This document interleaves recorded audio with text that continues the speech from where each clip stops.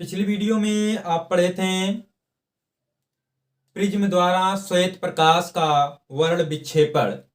आज का आपका टॉपिक है प्रकाश का प्रकीर्णन। प्रकाश का प्रकीर्णन, ये आपका टॉपिक है। प्रकाश का प्रकीर्णन ये क्या होता है? सूर्योदय तथा सूर्यास्त के समय सूर्य का लाल दिखाई देना, आकाश तथा समुद्र के जल का नीला प्रतीत होना, ये सब प्राकृतिक दृश्य जिस घटना पर आधारित है उसे प्रकीर्णन कहते हैं। वास्तव में प्रकीर्णन जब क्या होता है, वास्तव में जब ये सूर्य का प्रकाश पृथ्वी के वायुमंडल से गुजरता है तो वह वायुमंडल में उपस्थित अशुद्धियों जैसे जलवाष्प, धूल के कण, धुएं के कण, इन सब के द्वारा अवशोषित कर लिया जाता है और ये अशुद्ध कण उसे अवशोषित करने के बाद फिर उत्सर्जित करते हैं। इस क्रिया को प्रकाश का प्रकीर्णन कहते हैं।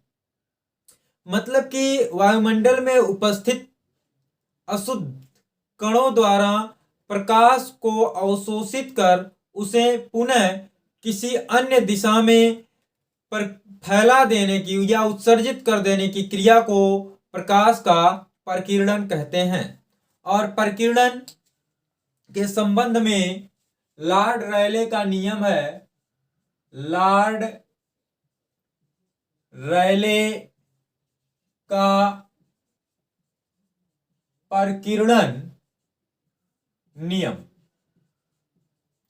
तो लॉर्ड रेले के प्रकीर्णन के नियम के अनुसार या इस नियम के अनुसार प्रकीर्णित प्रकाश की तीव्रता क्या होता है?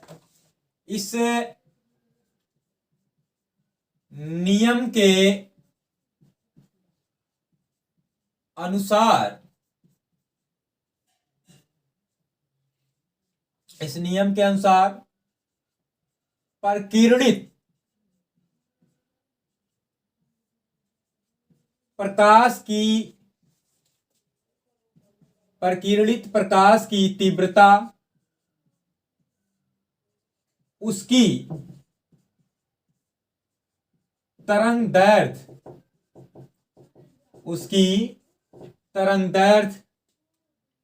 के चतुर्थ घात के व्युत्क्रमानुपाती होता है। व्युत्क्रमानुपाती होता है या होती है, लिख सकते हैं। प्रकीर्णित प्रकाश की तीव्रता उसकी तरंगदैर्घ्य के चतुर्थ घात के व्युत्क्रमानुपाती होती है, जबकि प्रकीर्णक मतलब कि जिस कण के द्वारा प्रकीर्णन हो रहा है, प्रकीर्णक का आकार प्रकीर्णित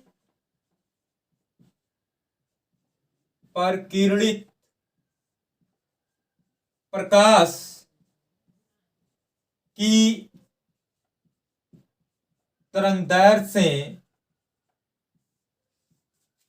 तरंगदैर्घ्य से कम हो।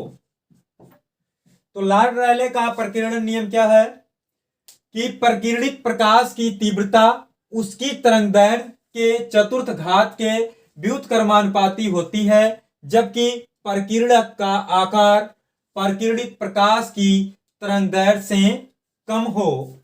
अर्थात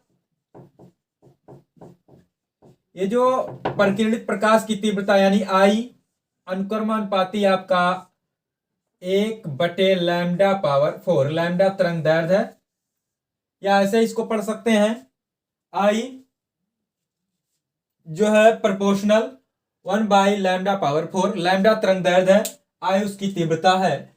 लेकिन शर्त यह है कि प्रकीर्णक का आकार मतलब कि जिस कण के द्वारा प्रकीर्णन हो रहा है उसका जो आकार हो वो प्रकाश के तरंगदैर्घ्य से कम हो। तो ये आपका हो गया। अब इस प्रकीर्णन पर आधारित कुछ घटनाएं हैं, जैसे आकाश का नीला दिखाई देना। मतलब आकाश नीला क्यों दिखाई देता है? तो सूर्य के प्रकाश में नीले रंग की प्रतिशतता बैंगनी की अपेक्षा अधिक है। प्रयोगों द्वारा यह देखा गया है कि लाल रंग का प्रकीर्णन सबसे कम और बैंगनी का प्रकीर्णन सबसे अधिक होता है। तो जब सूर्य का श्वेत प्रकाश पृथ्वी के वायुमंडल से गुजरता है तो उसका प्रकीर्णन हो जाता है। अब चूंकि बैंगनी रंग की अपेक्षा नीले प्रकाश की मात्रा सूर्य के प्रकाश में अधिक होती है, अतः नीला प्रकाश चारों तरफ फैल जाता है और वही प्रकाश हमारे नेत्र तक पहुंचता है। इस कारण आकाश नीला दिखाई देता है।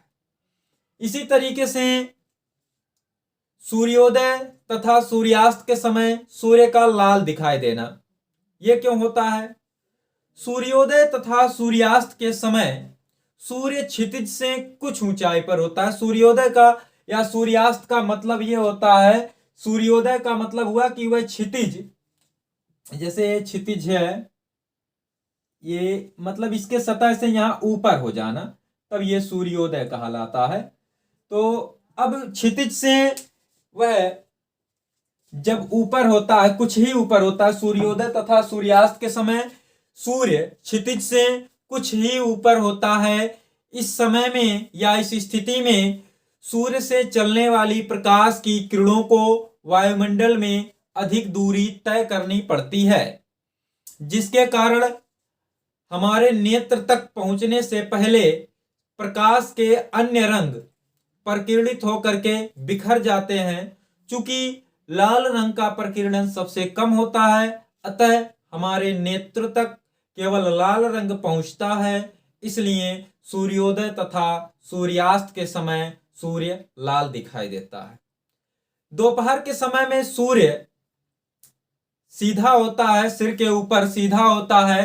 तो इस स्थिति में सभी किरणें, सभी रंगों की प्रकाश की किरणें हमारे नेत्र तक पहुंचती हैं। तो इस स्थिति में सूर्य श्वेत या पीत श्वेत दिखाई देता है। फिर आपका आता है प्रकीर्णन पर ही आधारित खतरे का सिग्नल लाल होता है। मतलब कि आपका खतरे का सिग्नल लाल ही क्यों होता है? क्योंकि लाल रंग का प्रकीर्णन सबसे कम होता है, अतः वह अधिक दूरी से दिखाई देता है। इस कारण खतरे का सिग्नल लाल होता है। अब ये इतने ही टॉपिक्स आपका इस लेसन में था। अगले वीडियो में आप इस पर आधारित कुछ न्यूमेरिकल्स पढ़ेंगे।